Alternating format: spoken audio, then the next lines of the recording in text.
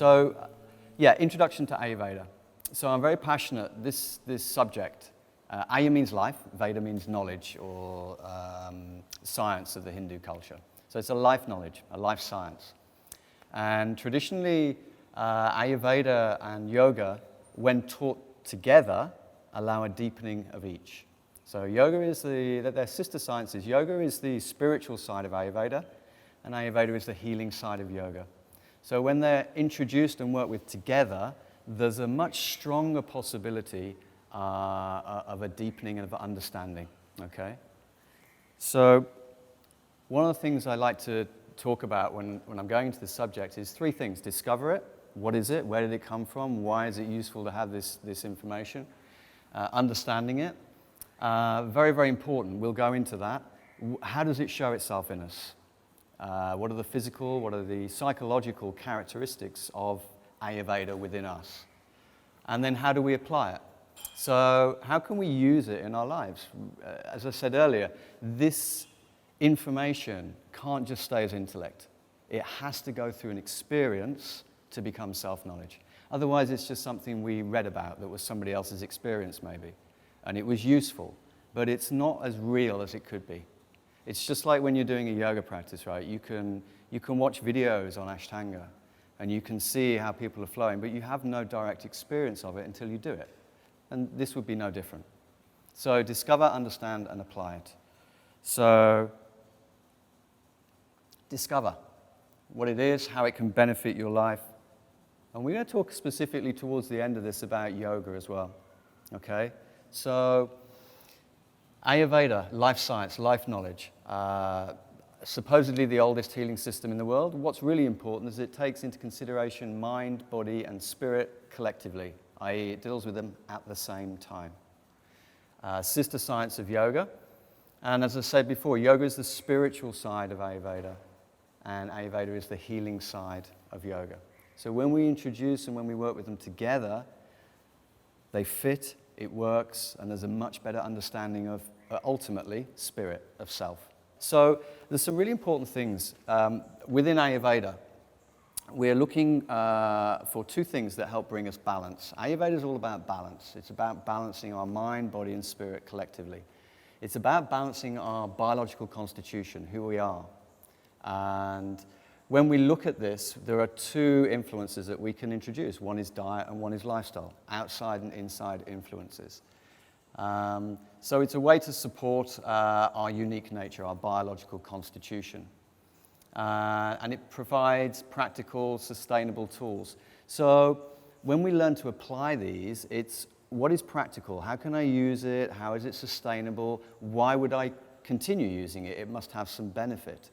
So when we start to see the benefits of how Ayurveda works, it's almost like we're hooked. And we can go, if that works, what else can I do? And this is where it starts to go into a deeper level, just as it would do with your yoga asana. These sun salutations, this is nice, I feel good with this. What's next? And then we go through a sequence, if you like. And then the benefits start to show themselves, the fruits, if you like, become apparent.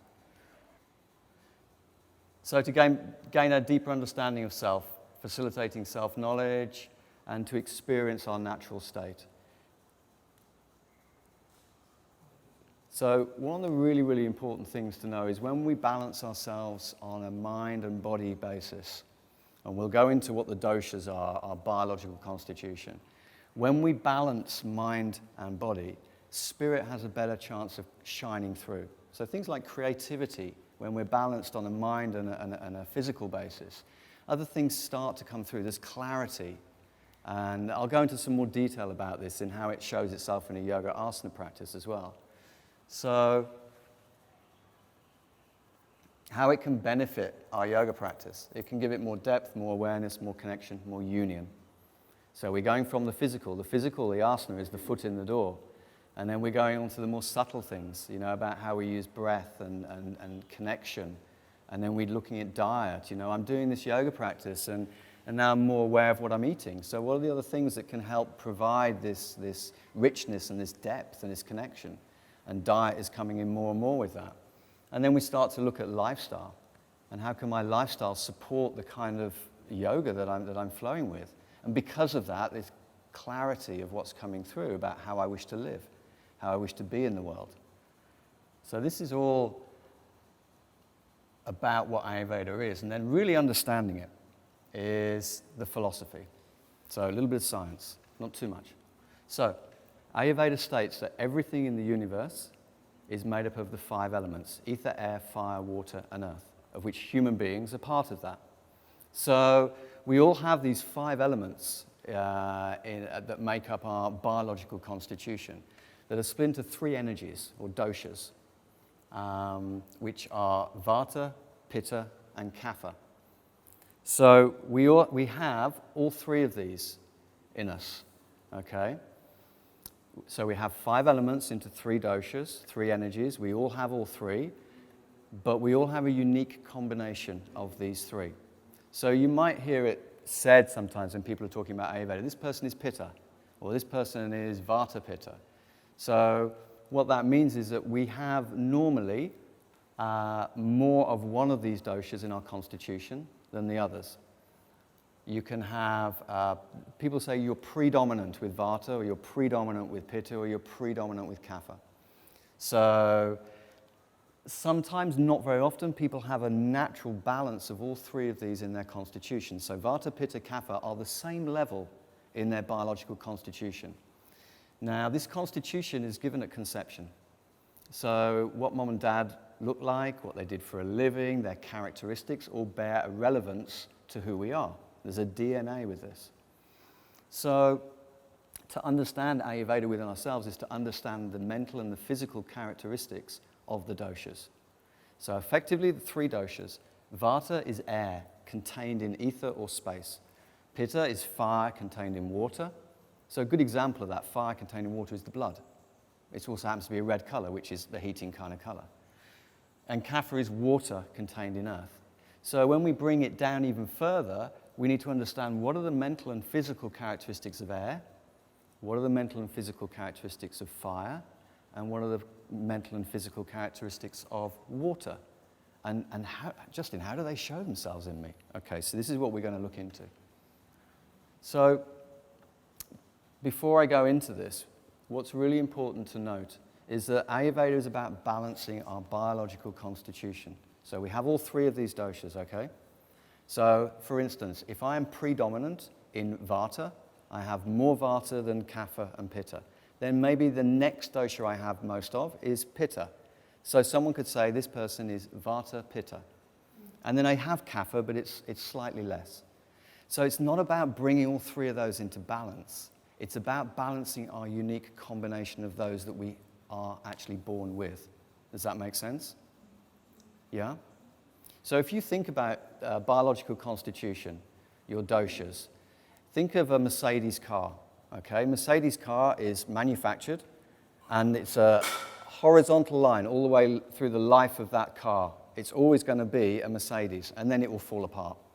At any one moment, it is in a state of good or bad because things are going right or wrong. Maybe the tires are bald, maybe the tire tread is good, the oil is bad, the engine's not running properly. This is current situation. So we're just looking to balance our natural state with Ayurveda. I'll go through more of this. But to understand and recognize these doshas in us, we have to understand psychological and physical characteristics. So when you look at the tests that you can do online for Ayurveda, it'll put people in different body types. So a Vata person is tall or they're short, but they tend to be thinner. They'll find it harder to put on weight. They'll be very quick. They'll do things with a lot of speed. They'll be quite erratic. Why is that? Well, Vata is air in ether. It moves like the wind. And what are the characteristics of wind? It's very changeable. It's very quick. It's very erratic. When we look at some of the psychological characteristics, you'll see some of these in yourself. This is where it gets interesting, okay? And don't worry, it's not better to have more Vata or more Kapha or more Pitta. It doesn't matter, because some people go, yeah, that Kapha one, I'm not too sure about it. It's a bit like dull and it's a bit like lethargic. I don't want that. I think I'm more Pitta. But it doesn't matter. So Vata, like the wind, it's changeable. Easy come, easy go. This isn't just how we move. These are our psychological characteristics. So how are we with money? Easy come, easy go. How is my memory? Yes, I remembered that, and then 5 minutes later I've forgotten what it is. Easy come, easy go. This is how we start to recognize some of these characteristics. There's a lightness also. What does wind do? It dries things out. It's very much on the surface. So when we look at some of these characteristics, they can become quite interesting because Vata people can be highly sociable. So they will know everybody in the room, or they want to get to know everybody, but they won't have very many friends because it's very much on the surface, like the wind. It's much up here. Starts and stops quickly. That can be how we practice yoga. It can be, I have this desire to do something, I'm going to go out and do that, and 5 minutes later you change your mind. So a little less stamina maybe, a little less focus, because everything's a bit more up here. So we can look at what people do for careers and jobs. Generally, Vata people will be very good teachers because they can hold a number of different topics, a number of different people in the room at the same time. They can hold that. There's a lot going on when in balance. Very good artists, good musicians, generally. None of these things are definitive, okay? They're all examples. And what happens when we're defining who we are is that we go through this process of questions and answers on our physical appearance, on our mental characteristics. And when we're having a consultation, then we make notes. So, right, okay, we go through a series of questions. And at the end of it, we're left with this pot of information. So what do I have more, a Vata tendency, Pitta tendency, or Kapha? And this is how we define our constitution, okay?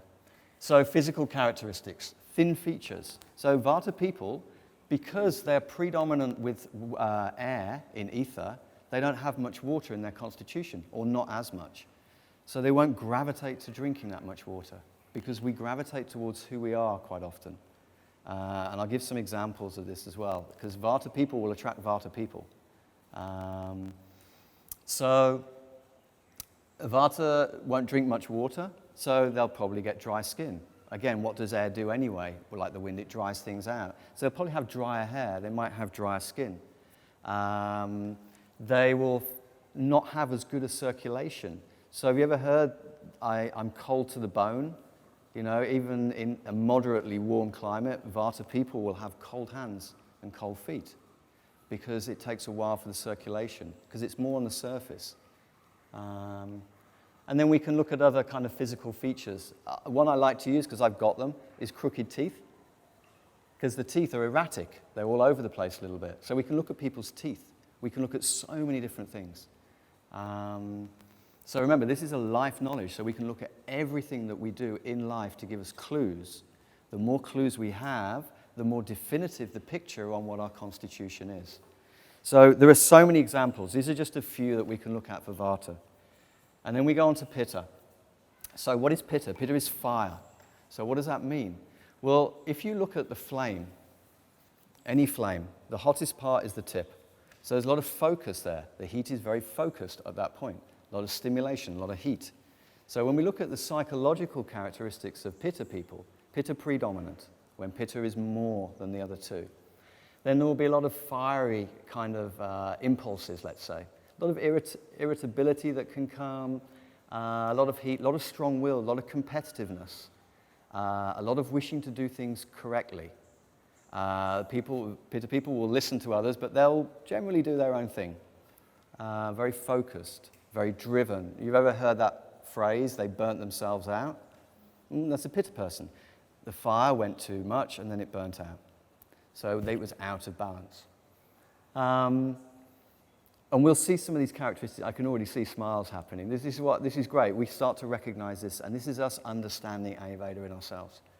So leaders, Pitta people are more leaders than they are followers. They're quite judgmental, quite self-critical of themselves before they are of other people generally. They like structure. An example I like to use is quite often a Pitta person will have a list. So this is what I'm doing tomorrow. So I'm going to yoga, my mat's there, everything's there. After that, I've got a meeting, and then I've got lunch at this time. And you see there's a structure to this. And they like structure. Tendency is, when we go out of balance, we have too much structure, and everything becomes a bit like this and too tight.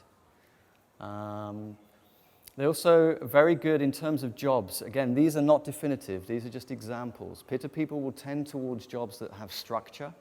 So police force, politicians, they're very good in terms of getting their message across. They make very good psychologists because there's a need to know. Pitta people want to know how things work. How do I work? What is this life all about? What is going on in this? So things where there's that depth of kind of inquiry, let's say. So engineers, this kind of thing. How do these things work? Not just the human body. How do these things work? Scientists, again, for the same reason. Lawyers, police, fire people, military, all for this kind of structure. And then we look at the physical characteristics. So Vata is here, okay? Vata is up here. It's air contained in space. Pitta, fire contained in water. So it's more medium build. So a Vata person will be tall or short, but thin, generally. And a Pitta person will be more of a moderate build.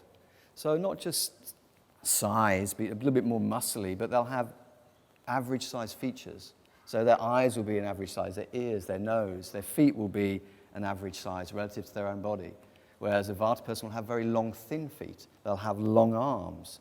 So when you're looking at yoga practitioners, the ones that are bending into all these wonderful positions that we hope to get to at some point, they tend to have longer arms and longer legs, tend to maybe be more Vata as well. So Pitta's more in the middle in terms of the body size. In guys, I'll just throw a few examples out there. There's so many that I'll just put a few in. Balding and going grey at an early age can be quite common for guys with Pitta. Moles as well, lots of freckles can be another sign. So many things that we can look at. Gums could easily bleed because they're very sensitive. Blood, another thing to do with Pitta. What is blood in terms of colour? It's red. What is red? It's a heating colour. So this is how it shows itself. And then we look at Kapha. Psychological characteristics. Vata's up here, Pitta's in the middle, Kapha's more grounded. So it's water contained in earth. So Kapha people tend to hold a lot more weight. Well, if we think of the human body, 70-something% of the human body is water. Kapha people will gravitate to drinking more water because they gravitate towards who they are, and they are water predominantly. So they're more heavy, they're more grounded. Emotionally, they're a bit more watery. Whereas Vata people are very sociable like this, and they'll want to know everybody in the party, or they'll get to know everybody in the room. Pitta people, a bit more focused. I'd like to speak to that person and that person later. More structure, more focus. Kapha person is more insular. So they're not as outward going, so they're very good listeners normally. Very patient. Very community-based, very family-based. Won't travel as much. This kind of thing. Very loyal. Loving and patient. Not that the other two doshas aren't, but generally Kapha is more aligned in this way. Take a while to get going. Stamina. So this can be whether we're learning, whether we're running. I mean, a 100-meter runner is not going to be a Kapha predominant person. They're more likely to be a Pitta and a Vata. And if we used 100-meter running as an example, a Vata person would be out of the blocks like lightning. 50 meters, they'd be like, I don't know, I'm kind of done. Pitta, I'm just going to get there. I'm going to push myself. I'm really going to get there. More likely to be 200 or 300 or 400-meter runner. Marathon runner may be more Kapha. Takes them a while to get going, but once they get going, they have a lot of stamina, a lot of endurance. They're probably not going to be a competitive runner because they're not really that competitive. But this is how it can start to show itself. So jobs for Kapha, again, not definitive, just some examples. Good chefs. Not because they like eating, necessarily, okay? There's sometimes this thing with Kapha that Kapha people are overweight. It's not always like that, not when in balance. What is the process of cooking? If we look at what the characteristic of Kapha is, and it's water contained in the earth, it's a slowing down. They're a lot more lethargic than the other two doshas. So the process of cooking a meal, of cutting everything, of preparing it, takes time. A Vata person that's predominant won't generally want to spend that much time on it because it's not who they are. They'll be like, takeaway, or it'll be food on the go, or it'll be, yeah, I'll do food tonight, but we'll get a takeaway. And whereas a Kapha person will want to spend more time because that's who they are. Singers, and we can look at voice types. Generally, Vata people have a higher pitch voice. Pitta people, more moderate, and then there's a deep, resonating kind of voice that comes with Kapha. Just some examples. And then the physical characteristics. So Kapha people will have bigger, larger features. It's the opposite to Vata. So we could say they have not necessarily fatter, but they might have wider frame, bigger shoulders. They'll have big feet, but they'll be wider rather than thin. They'll have hands like spades. Have you heard that term before? They have very wide hands. The fingers may be a little bit more chubby, let's say, or thicker, whereas a Vata person will have pianist's fingers, these long, elegant fingers maybe. There's no judgment with any of this, okay? It's all observational. The more we can observe, the more we can use it.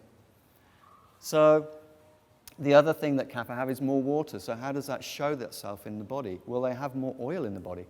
So the joints will be stronger. A Vata person will be clicking their joints because what is that? That's air in bone. So there's not as much fluid there. So Kapha people will normally have stronger joints. And when we come into Yoga Asana, this is really important to start to look at, how we can use these in our Yoga Asana practice. So Kapha people, a lot of stamina, a lot of strength. What they need is a little bit more vitality to get going a little bit more. So then we look into our unique combination. Well, I've already spoken to that a little bit. It's not about bringing those three in balance. This person is Vata Pitta predominant, and they have Kapha, let's say. More Vata, second is Pitta, third is Kapha. Our biological constitution, given at conception by mom and dad, that goes through all the way to our life and very, very rarely changes unless it's a long-term disease. This is called Prakruti. Biological constitution, your doshic makeup, if you like, Prakruti. Lots of words going in here. So what is it? It's our physical and mental nature, okay?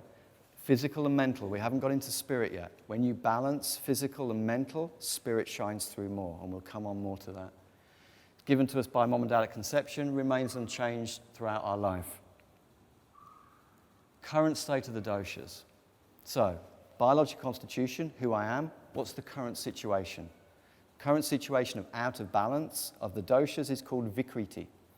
So, for instance, Vata was there, but now it's dropped down here. Pitta's gone up. So Pitta's gone up, Vata's dropped down. So what we could say about this person is that if we looked at the previous slide, they were Vata Pitta predominant, but at the moment Pitta is the one that we need to work with because it's the highest one. So we look at what's out of balance, which is our Vikruti. So we treat Vikruti first, but we have to know Prakruti, biological constitution, first. So what affects Vikruti? How do I know when it's in and out of balance? What can I do to bring it back into balance? Well, lifestyle and diet, inside-outside influences. Ayurveda recognizes using the right diet and the right lifestyle to bring us in and out of balance. So the two main tools that we can use. Yoga fits within lifestyle. They all interlink. We all know that. What we put into our body will affect our mind. What we do with our mind will affect our body. So they're all interlinking in many ways. But we look at diet and lifestyle first. So how can I tell if I'm out of balance? I love how the toilet's the one that's right in the middle with this, but it's very relevant. So vitality, what are my energy levels like? Do I wake up in the morning feeling tired still? Did I get enough sleep? Am I processing the food that I take in my body out through my body? Is it getting stuck? Is it indigestion? Is it constipation? How is it showing itself? My mood, my stress levels. How do I show stress? I'll give you an example. A Vata person, very, very sociable. Vata controls the nervous system also. What passes things around the body? Think of the wind, the air again. What passes things around? So a Vata person, very, very good with social media, very, very good stimulation, always on the go. When Vata gets too high, it actually goes into this. So Vata, when out of balance, can show itself as being someone that's very reserved. So we have to understand the cause, not just the symptom.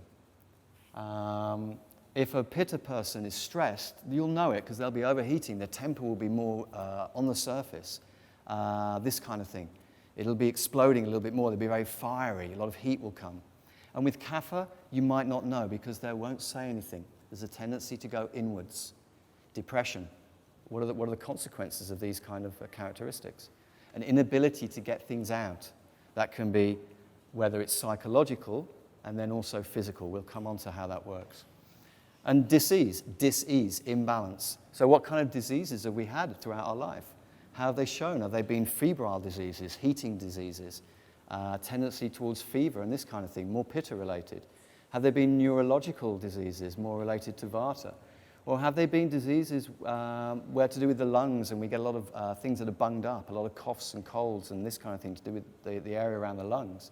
Or are we not able to vocalize what's going on? There's a number of different ways. So this is how we can look. What's going on in my life right now? Am I sleeping well? Are things going through my body well? How am I with other people? How is my temperament towards myself? And how are things generally in terms of, am I ill or am I quite healthy? So Ayurveda and disease. So Ayurveda states that a lot of disease, it forms in the mind and permeates into the physical body. And there are primary sites where when it gets too much up here, it locates to first in the physical body. Only happens when doshas are too high. Disease and problems and in the mind and the body when doshas go too high. So I'll give you an example. I'm Pitta. So what's generally possibly going to happen for a Pitta person? I'm going to push myself too much, trying to get presentations done. I want to get it all done amazingly well. I'll be putting myself under too much structure generally. I'll probably be eating hot, spicy food. I will gravitate towards the things that put me out of balance. If I'm practicing yoga, I'll be pushing too much. I'll be trying to achieve what this wants rather than what this is telling me to do. I might be using breath too strongly. I'll be overheating. And what happens because of that? Then things start to go wrong in the body. I'll get what's a good example of what I could use? Things will go through the body too quickly. So things will overheat. So diarrhea. Things are showing themselves. Diarrhea is coming. What is diarrhea? It's an overheating of things, so they're coming out too quickly and too liquefied. What's the opposite of that? They're not coming out at all. This could be more to do with gas in the system, which is Vata. It's air in the body. So this is how it starts to show itself. Wonderful human body. So where the doshas express imbalance. So there's three primary sites. When Kapha goes out of balance, the first place when it gets too much in the mind that it will permeate into, it'll filter into in the physical body, is the chest and the lungs. What happens there? A lot of congestion, a lot of asthma, inability to breathe properly, to get things out or allow things to come in. Pitta, stomach and the small intestine. The small intestine is here. Okay, acid indigestion, heartburn, acid, burn. They're all heating elements. Also, the other thing that's here is heart. We'll come on to that. Vata, the primary site in the body that will show itself, is the large intestine and the colon. So, a Vata person, because they will generally speak quite quickly like I'm doing right now, maybe whilst they're eating, because they'll be eating quickly, what's happening? Air is going in. What happens? We get gas. It's a very, very easy way to identify a Vata kind of symptom. Does it make sense? No. When we talk with people, it's wonderful when we start to understand some of this, because we can work with it on ourselves. How am I speaking? You know, if I'm just stop talking right now, then I've introduced more Kapha. I've slowed down. So what I've actually done is afforded the possibility of more balance for a thought to come through that might not have come through if I just kept talking on the rabbit wheel like this. So this is how you can use it like this, straight away, once you know what the characteristics are. So different diseases that relate differently to the doshas. Vata regulates the nervous system. So we're looking at this area of the body, the large intestine and the colon. We're also looking at what it does psychologically. The nervous system is what brings things around the body, passes things around. So a lot of disease can tend to reflect itself in neurological instances if the Vata is too high. Pitta, these aren't definitive, they're indications. When we have enough indications, we have the proof. Pitta is fevers, infectious diseases, and Kapha, respiratory disorders, you know, the lungs, getting bunged up, this kind of thing. So how can we balance it? Controllable influences and influences outside of our control. Controllable, diet and lifestyle. Outside of our control, times of day, times of the year, times of life, when these doshas are higher and lower for everybody. Okay, we'll talk a little bit on that. So, I'm not going to talk too much about diet because I want this to go into yoga asana. Diet is very, very important in Ayurveda, okay? It's one of the controllable things that we can help regulate. Ayurveda recognizes 6 tastes: sweet, sour, salty, bitter, astringent, and pungent. When you understand the characteristics of those tastes and what they do to Vata, Pitta, Kapha, then you can start to look at all the different foods that are good for you, rather than go, all the different millions of foods that are good for me, how does that fit? We start with the 6 tastes. This is an introduction, so I don't expect you to get all of this at the end. This is what Dr. Vijay, if you have consultation with him, can go into individually for all of you, okay? So the 6 tastes, what do they do? I'll give you an example. Sweet, sour, salty are tastes that are good to bring Vata into balance. Why would that be? Okay, so salty, what does salt do? It absorbs water. What do Vata people not have as much of? Water. So they tend not to drink that much water. And if we use water as an example, Vata people won't gravitate towards it because it's not who they predominantly are, but they need more of it to balance themselves. And then the dry skin and the dry features would not be as dry also, because you're introducing more fluid into the body. So that's just how salty can be introduced. But there's different layers with that, so I'm not going to talk too much about it, because different types of salt do different types of things. But just to recognize that Ayurveda introduces 6 tastes. Each of those tastes is good for balancing the doshas in different ways. So Vata, salty, sour, and sweet are good for balancing Vata. Those same tastes aggravate Pitta, and they aggravate Kapha, salty and sour. If you pungent is spicy and hot. Pitta people are predominantly quite hot. If you add more spicy food into the diet, what will happen is you'll layer Pitta on top of Pitta on top of Pitta. More Pitta that comes up, more chance of imbalance, more chance of disease. So we're looking to control and balance these qualities. So within diet, we have to understand Agni and Ama. Agni is your digestive fire, which is regulated by Pitta. All the food you put into your body gets processed, and as strong as the fire is, into the 7 tissues of the body also. So if Agni isn't strong and Pitta and the fire is low, then the food that you eat will either get processed or not get processed into the system. Okay, so it's very important to understand Agni, what it does, and how it shows itself with different doshas. And then Ama is undigested food or toxins that show themselves. If you stick your tongue out, not of me, but generally in the mirror, then you'll see that quite often we have a coating on the tongue. Most people do, and it depends. If you just had a turmeric latte, you're going to have more of a coating. So the coating on the tongue is an indication that the food and the drink that you've taken hasn't been digested properly because it still remains on the tongue. The tongue comes from the stomach. So that's a suggestion that the Agni, the Pitta, the fire, is quite low. If the Agni and the Pitta is high, and Pitta people can normally eat pretty much anything and process it, then the tongue will generally be clearer. So in a healthy person, generally the tongue will be clearer because the Agni, the digestion, is working properly. Okay? So other controllable influences, lifestyle. For me, in many ways, mind precedes body. Okay? Because if I'm doing things in certain ways, then that will basically control what's going on with the physical body. Mind precedes body in many. Mind precedes body. Lifestyle precedes diet in many ways. And quite often, when people come to me about Ayurveda, they go, "Yeah, my diet, it's all over the place," and they're not really thinking about lifestyle. And the two need to be balanced within Ayurveda. So how do we spend our time? What has an influence on whether lifestyle can put us in and out of balance? What are the times available to us? Work time, personal practice, yoga mat, family time, eating time, rest time. So how we look at these chunks of time in our day, we can control some of them, we can't control others. I speak to people sometimes, they go, "I'm sitting at this office desk. I have to spend 80% of my time doing this. So how can I create balance?" And I go, "Well, where do you eat your lunch? How do you get to work?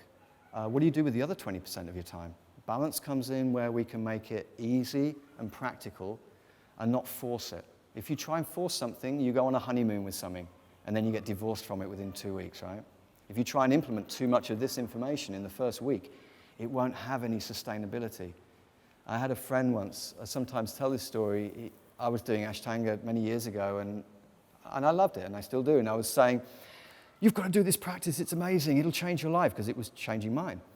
And he was like, yeah, great, okay. And so I was like, I'm preaching, I'll move away. I saw him about a month later. He goes, I tried that Ashtanga thing. Doesn't work. Okay, fine, fair enough, whatever. What did you try? Half an hour. Didn't work. Okay. So, what is affordable to us, and how do we apportion it in our life to give it a chance of balance? Quite often what's needed is patience and time, which is the two things that Vata and Pitta don't normally want to introduce. So our time is influenced by what we do, how we go about things, and when we do them. And so this is very, very pertinent when it comes to yoga asana as well, as we'll look into. I mean, I think we all know it's not just what the asana is, it's how we're doing it and when we're doing it that has a huge influence. Times of year, times of the day, times of life. We can't control these, okay? So, Ayurveda, when we look at Vata, Vata is higher. Vata, this energy of Vata is higher for everybody at certain times of our life, certain times of the day, certain seasons. So, Vata time of day, 2 to 6 a.m. and p.m., 2 a.m., 6 a.m., 2 p.m., 6 p.m. This is when Vata for everybody is highest. So if I'm already Vata predominant, and I know that, and I'm working with Vata to balance it, during these times, Vata will be higher for me generally. So I'm needing to introduce more Kapha to bring this down generally, okay? Pitta is highest between 10 and 2 a.m. and p.m. So this thing about eating your main meal between 10 and 2 is because Pitta is higher in everybody, which means the Agni, the digestive fire, is at its strongest. So to eat your main meal generally for people at lunchtime makes a lot of sense. If I am Kapha predominant and I have my main meal at Kapha time between 6 and 10 p.m., let's say, the digestive fire is not very strong. So what tends to happen is Kapha people tend to skip breakfast because it takes them a while to get going, and they've probably had their main meal late the night before, so they're still digesting dinner. So when it comes to breakfast, I'm not hungry yet. So they'll then tend to, takes them a while to get going, around lunchtime start to eat, but not have too much. They'll graze all day. They'll have their main meal in the evening. So when we look at that, and within the times of the day when these energies are higher, to have your main meal, if you're already Kapha, at that time, it's not allowing the food to get burnt or processed into the 7 tissues of the body. So it's going to remain in the stomach for longer. Very, very simple ways that we have to fit ourselves into the times of the day that we can't change. It's the same for everybody. So we have to look at our constitution, fit it in to the times of the day, times of life, times of the year. Climate has a huge influence as well. You've all just come from maybe different climates. You probably maybe come from colder to hotter. So what effect does that have? Hotter climate is more Pitta, colder is more Kapha. How does this affect us? Times of year. So generally, summer, unless you're in England, tends to be hotter, and that's Pitta time. Winter tends to be more Kapha time. And changeable times of the year, autumn, spring, things are changing. This is more Vata. Times of life. So, Kapha time, 0 to puberty generally is Kapha time. So, it takes people a while to get younger. When we're kids, we don't want to get out of bed. We want to sleep till midday, this kind of thing. Takes them a while to get going. From puberty to 50, 55, generally menopause for women is Pitta time of life. Well, what is that? It's when we're trying to achieve things, when we're trying to build things, family, home, careers, how we define ourselves in the world. These are all very structured things, and they're all very achieving things. This is Pitta time of life. And all those characteristics are characteristics of fire. Focused, achieving, all this kind of thing. And then we come on to Vata stage of life. So generally 50, 55, menopause onwards. It's when the body's going into decay. But remember, we're just talking about mind and body here when we're talking about doshas. We're not talking about spirit at the moment. So what tends to happen as we get older, we get more wrinkly, a lot of fluid goes, we get more arthritis. Different diseases happen at different times of our life quite often. It's quite unusual to have someone that has arthritis when they're younger, but when they get older, they get it. What is arthritis? It's air in the joints. It's Vata. So that's Vata stage of life. So different diseases and different things happen at different stages of our lives. So more drying out happens at Vata stage.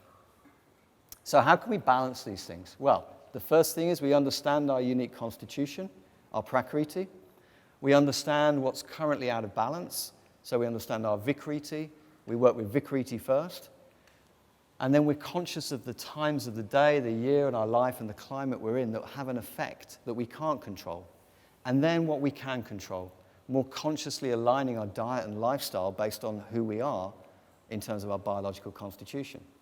So how can I design a life that fits and balances my true nature, rather than forcing things, or rather forcing squares into round holes all the time? So it's not just what we do, but how we do it. And how we do it leads us on to our spiritual mental constitution, which we can change at any 1 minute. Okay? So we have three things: gunas, your mental and spiritual constitution. And we have tamas. Tamas is the more lethargic, the more grounded kind of energy. We have all three of these at any one time. Okay? It's just how we balance them. So I have an idea. An idea comes to me. I want to put that idea into practice. This is rajas. It's basically the alchemy. It's taking something and working with it and really focusing on it.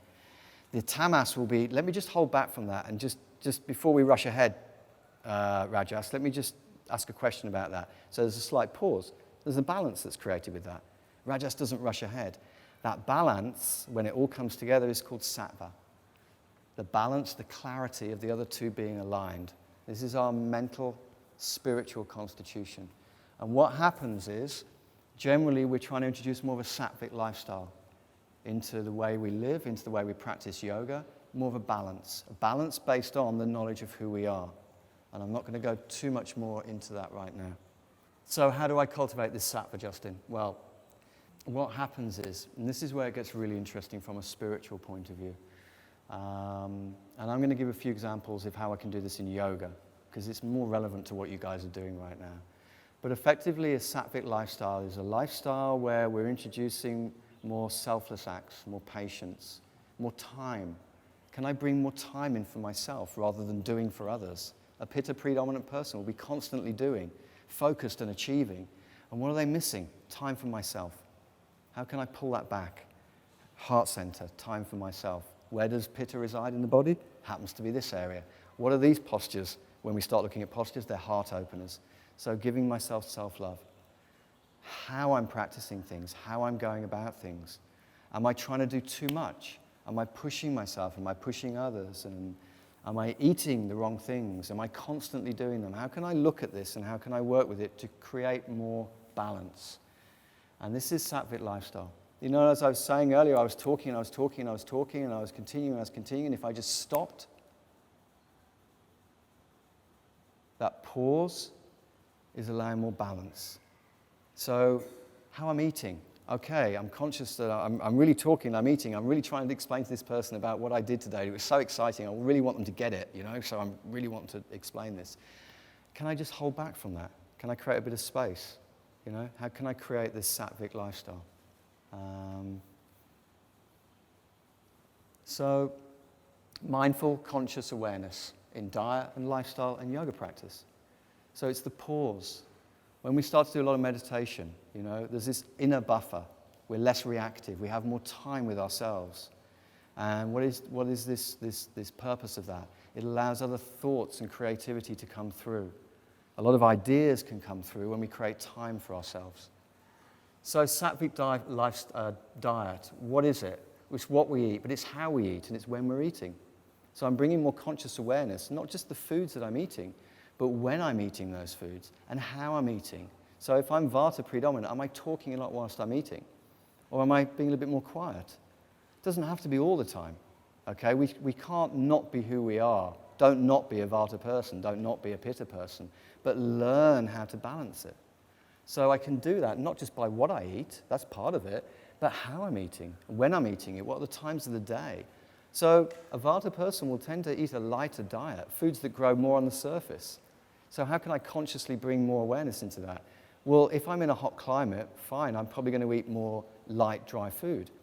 But maybe they're more soups, and they could be cold soups. What's the soup made of? Root vegetables. What's a root vegetable? It's the opposite of Vata, it's more grounded. So this is how you can bring it in. And then what times of the day am I eating and what? Sattvic lifestyle. Again, the same considerations. What, how, and when. What am I doing it? How am I doing it? When am I doing it? Conscious awareness. So personal time, work. Some big questions come when we look at Ayurveda in our lives and we practically apply it. Quite often we get to a point when we're going, I'm spending my time, 80% of my time in a job that isn't serving me. This tends to happen when we start doing a lot of yoga, right? We start to get a clarity of who we are and how we'd like to flow in the world that maybe wasn't there before. So sattvic yoga practice, let's go into yoga practice. We're trying to bring more awareness and mindfulness into our practice. Now we can do that with the aid of ourselves and a good teacher quite often. But how can we do that using Ayurveda? Okay, so if I'm looking at the factors I need to consider, Ayurveda considers that yoga is the main tool to bring in alignment the physical body. Okay, so we start working with postures, and then we start working with breath. This will allow us a greater opportunity for the spirit, the self-knowledge to come through. Now, you all probably know this by doing the yoga practice that you're doing.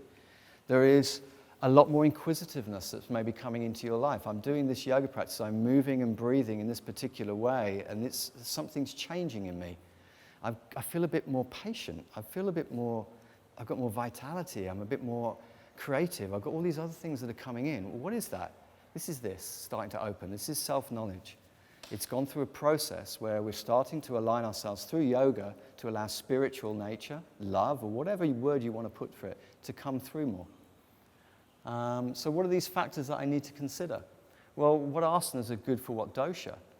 And before we look at that, we need to look at what movements are good for what dosha. Okay? And the manner and the attitude of which I'm practicing. Okay, so I'm not going to get on the floor because the camera's on me, but at this stage, what I quite often do is a Pitta predominant person, focused, very driven, drishti, really focused, breath very deep, a lot of sweat coming. So how I'm practicing that, maybe I go into the posture a little bit slower. I've got 5 breaths there, don't have to get there on the first breath, right? So maybe the manner of which I'm practicing is changing. I'm bringing more conscious awareness just into it like that. And that's very good from a Pitta point of view. Kapha point of view, I'm probably going to be a little bit like, a little bit more lethargic. So I need to bring in more precision, more focus, a little bit more Pitta. So this is how I can start working with that. Also being honest about the level of which we're at with a particular asana. Not trying to overachieve before we're ready. Okay? I'll put some examples in we're coming on to. There's only a few more slides to go, which really go into Vata, Pitta, Kapha, yoga-wise. Strong focus on breath. Focus, not strong. Focus being the main word, okay? Strong, yeah, we might need more vocal breath if we're trying to heat the body more. If I'm Pitta, maybe I need to moderate the breath. I can still hear it, it's still got length, equal inhale, equal exhale, but it's not quite, I can't hear it over there if I'm sitting here. It's a little less vigorous, let's say. Whereas Vata, I want to lengthen and deepen the breath, because for a Vata person, they're very much on the surface. What's next? Next posture, drishti, that's cool, look at that over there, So how can I bring more focus with that, with drishti? And it can be fun, this as well, right? And how can I work with that with breath? So breath I can use differently for every single dosha. This is bringing more conscious awareness into my yoga practice based on who I am from a biological constitution. And when you're practicing, times of day, when are the doshas higher? So if Pitta is higher between 10 a.m. and 2 p.m., if I'm doing a very vigorous asana practice then, I'm layering Pitta onto a time of the day that's already quite high with Pitta.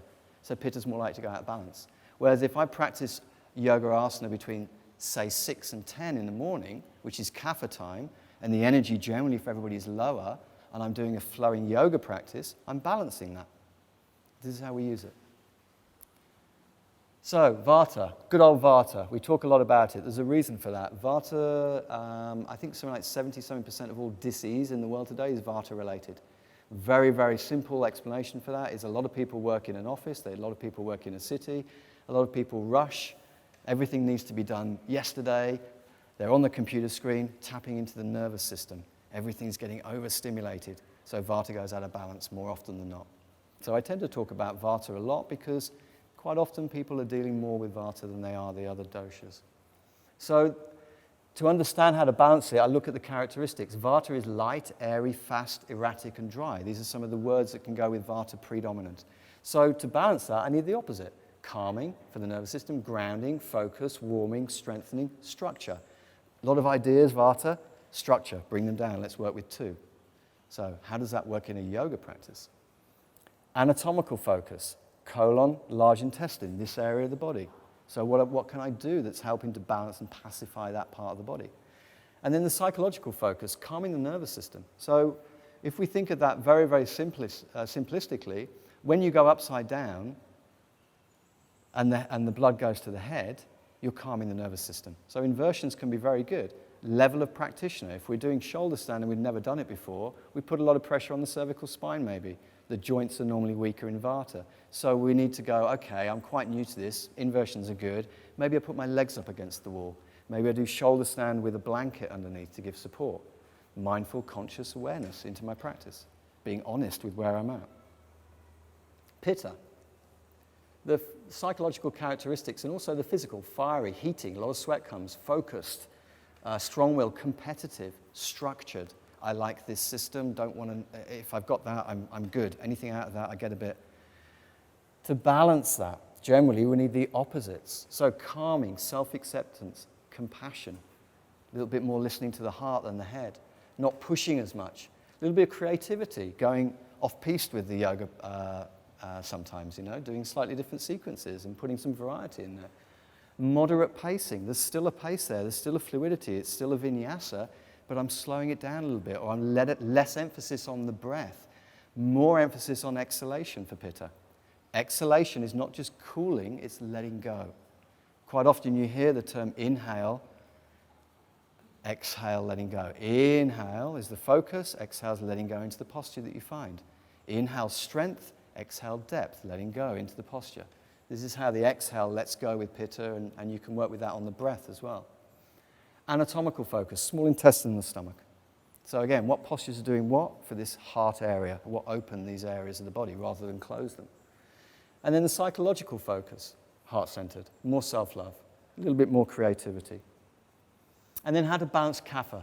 Kapha characteristics, what are they? Heavy, damp, cold, stability, dullness. Takes a while to get going, but has a lot of stamina. So to balance that, we're looking at the opposites. So a bit more heat, a bit more lightness, a bit more mobility, a bit more stimulation, a bit more sharpness and focus. So a bit more drishti, working with the breath more, trying to get some heat. Anatomical focus, stomach and the chest, the lungs. How do we open the lungs?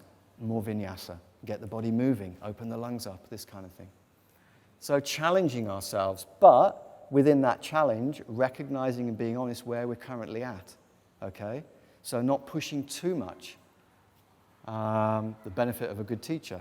The teacher can see this with us and they can work with it. So discover what your Prakruti is. Discover what the Vikruti is. Understand the physical and the mental characteristics. So if I can understand them, I know how to work with them. It's a better foundation. Then it's not just Ashtanga. You can put this into any yoga practice. Because I know that if I'm doing a standing forward bend, the head is below the heart, so I'm pacifying the nervous system. But if I'm practicing it in such a way that I'm really forced and it's really stressful, I'm not being honest, so I bend my knees a little bit. But the head is still below the heart. If I'm Pitta, I can look at certain postures. We've actually filmed something with Purple Valley that will go into, this will be free on the YouTube channel, what different postures, what anatomical movements are good for Vata, Pitta, and Kapha predominant. So you can have a look at that as well, that will be coming out shortly. And that will go into more detail. But you start with understanding mental and physical characteristics. Who am I? What's currently going on? What are the counter characteristics to help bring balance in diet and lifestyle? Yoga within lifestyle. And then how do I apply it? Well, don't try and apply it all in one go. And there's this wonderful thing, 80-20 rule in life, not just in Ayurveda. 80% of the time, do what you know to be good for yourself. 20% of the time, give yourself a break. Because if you're too rigid with any of this, with its diet or lifestyle or yoga within that, it won't be sustainable. It may be 1 year, 5 years, 10 years, 1 week, and it will not work anymore because too much was tried to be introduced too quickly. So lifestyle is be patient, allow it to come in over time. When I'm looking at yoga within this, what's really, really useful for me is as soon as I know what my dosha is, I can work with it the next day. So bow posture, you know, all these kind of heart openers, upward dog, cobra, what is it doing? Bring more intellect into our yoga asana. What is this posture actually doing? Well, it's opening this area. So it's a heart opener. It's good for Pitta. Anything in this region that's doing that is good for Pitta. It doesn't have to be specific postures. It can be the movement. So the transitions also become very important. If I know that Kapha needs generally more stimulation in yoga asana, then the sun salutes is going to be my starting point. And the focus on breath and the drishti, which gives focus. These are just general movements that you can bring in. They don't have to be specific postures. And then for Vata, the number one thing, and this will be recognizable in our own practices, Vata people, chuk, chuk, chuk, chuk, chuk, chuk, chuk through the practice, breath, very light on the surface. Shavasana, 2 minutes. Done. What's next? Breakfast, coffee, maybe. So what's the first thing that we can bring in that's simple? Anybody can do it. Longer relaxation, at least 10 minutes. For an hour's asana practice, at least 10 minutes Shavasana. And you know the benefits of that when you do it.